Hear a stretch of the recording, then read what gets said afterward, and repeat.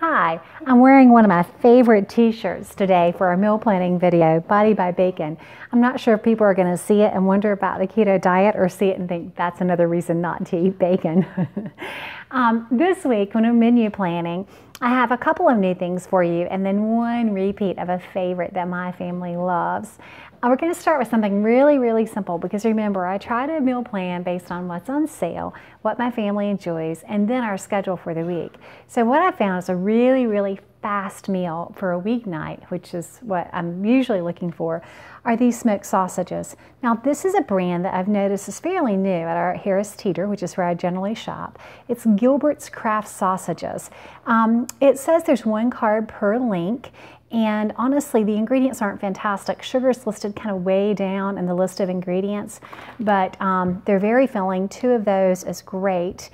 We've also found pecan smoked sausage by Holmes Smokehouse, and this is really good too.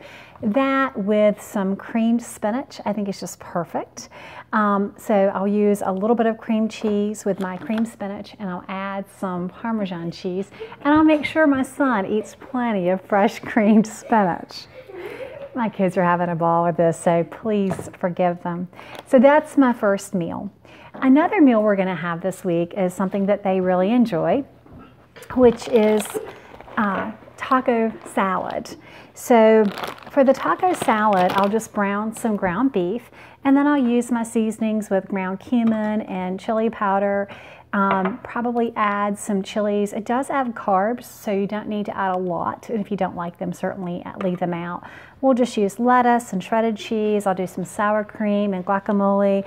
And then we don't eat tortilla chips, but I will use some pork rinds as a tortilla chip. And these are my favorite. This is Carolina Country Cracklins. This is their popcorn. This is their popcorn cracklins.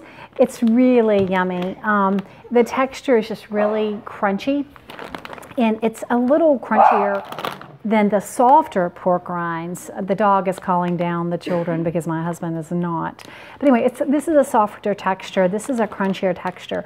So if you like pork rinds, this makes a really good substitute for nachos. But taco salad is a really fast, another easy dinner. I can even brown up the ground beef and season it the night before so that all I have to do is throw it together for the actual meal. You've heard me talk about the Reuben casserole before. So if you like Reuben sandwiches, Reuben casseroles are a fantastic option. I like to buy the corned beef that's already been made. You can buy it at the deli. This happens to be Trader Joe's. I do use 2, and I make a kind of a double batch. I have a video for the Reuben casserole that is available if you're interested in that. It calls for the uncured corned beef, which I simply chop up, and I simmer this down to make a ketchup. I do use some artificial sweetener with that. It has kraut. Make sure you add your caraway seeds and Swiss cheese. I forgot to pull the Swiss cheese from the fridge, but Swiss cheese or some other cheese is perfect in this. I use a combination of cheeses and some pickle relish. You want to put that in there as well. Again, there's a video for Reuben casserole that has all of those ingredients in it. That's another really good thing if I'm going to be out of town that my family can heat up. Makes great leftovers for lunches the next day.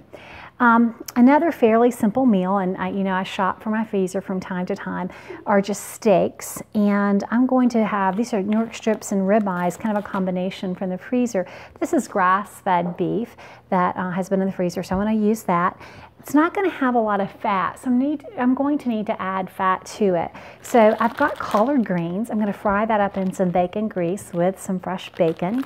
And then I may make a cream sauce to go with it, with some cheese and some sour cream, some heavy cream, just to add the fat. Or I could simply put some butter on the steaks. I'm probably going to cook those up in bacon fat, maybe add some ghee to that.